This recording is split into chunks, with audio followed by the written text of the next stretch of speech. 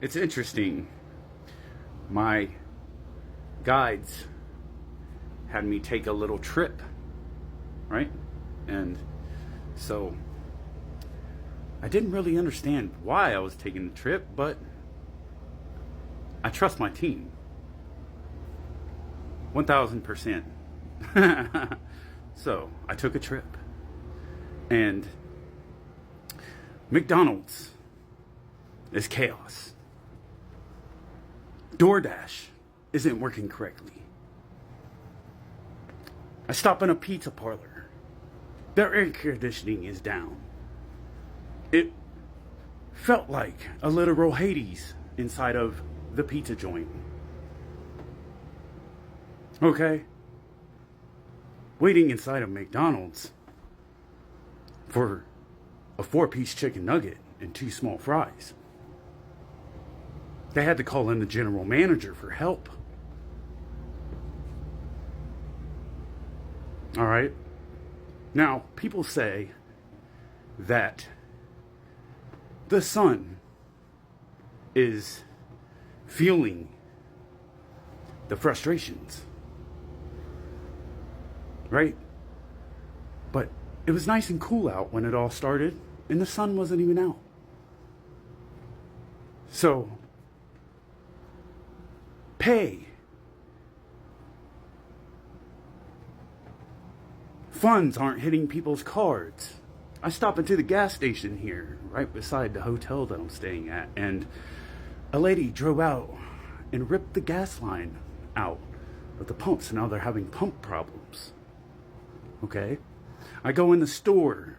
All I wanted was a water. I just wanted a bottle of water because the sun came back out. Now it's hot. It's really hot. The humidity's really high, as a matter of fact. And everybody's just like, pull out the hair. And I'm just sitting there and like,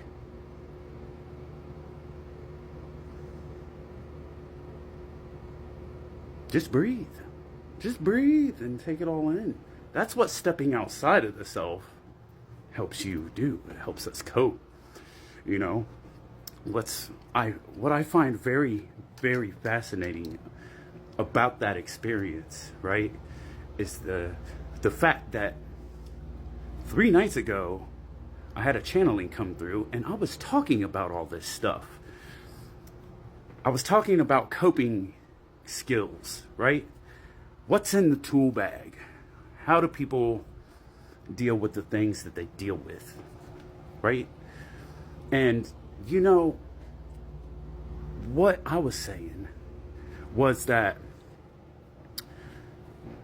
and it has to do, I had this old analogy a long time ago, right? About people who, whatever the cause is, don't like to look at themselves in the mirror. It's just like not facing problems, right? So, rather it's not enough self-love to look in the mirror, or it's something else, right? And I thought, well, why is it that people don't like to look at themselves in the mirror, right? But, and hear me out, if they was out by the water, sitting on a deck, right? And what my guides gave me was this whole visual of somebody sitting out on the water on a wooden deck, right? And they wouldn't have a problem looking at their reflection, right? But what if there was a mirror in the water, right? Stay with me. You wouldn't see your reflection in the mirror when the mirror was in the water, right? Depending on the depth of how far down the mirror was in the water.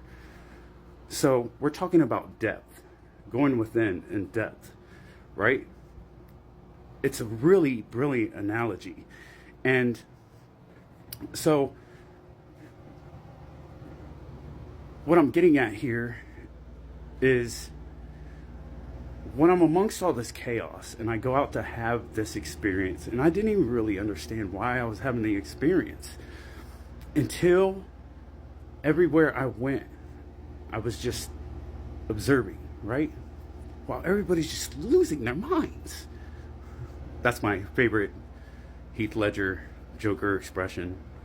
Much love to Heath. I wish he was still here. But he is in spirit, right?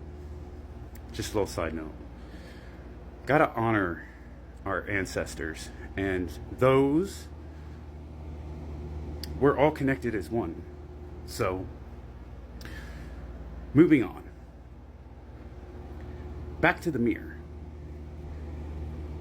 You wouldn't notice the mirror in the water unless something else, like say the sun was rising and it came up over the tree line and the shininess hit the mirror, and you would notice out of the corner of your eye. And what my guides give me, everybody's, I can't say everybody, but a lot of us have seen Harry Potter, right?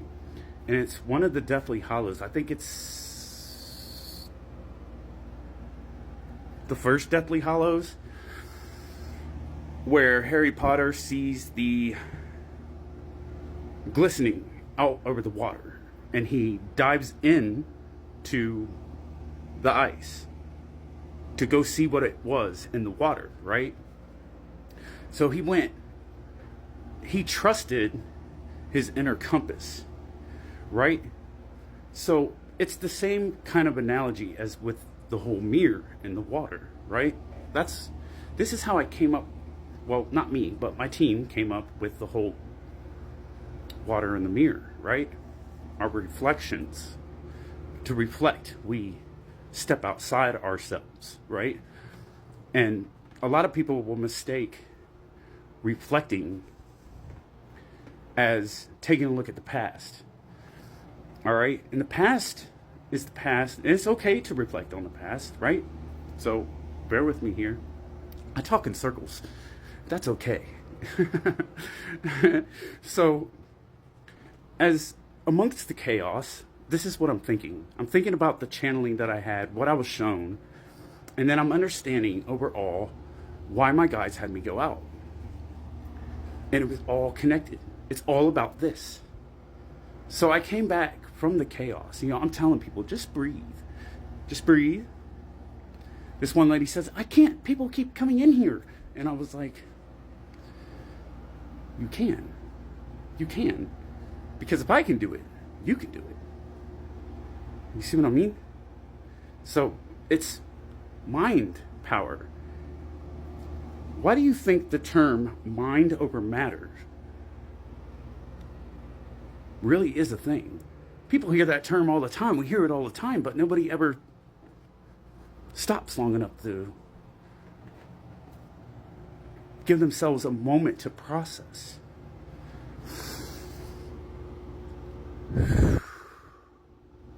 To breathe. There's beauty in it. So now I can make my point being the fact that when it comes to the toolkit and coping mechanisms, because I've been speaking on illusion, right? And I said I'm the bridge. I'm the bridge to help humanity understand that there's no bullshit here. So because of the chaos, people get overwhelmed, right? It happens with GPS. Think about the commercial Mayhem. He's like, I'm your everyday GPS, and he's in the back seat, and he was like, make a right turn now, right? And the person's like, right? It's like that.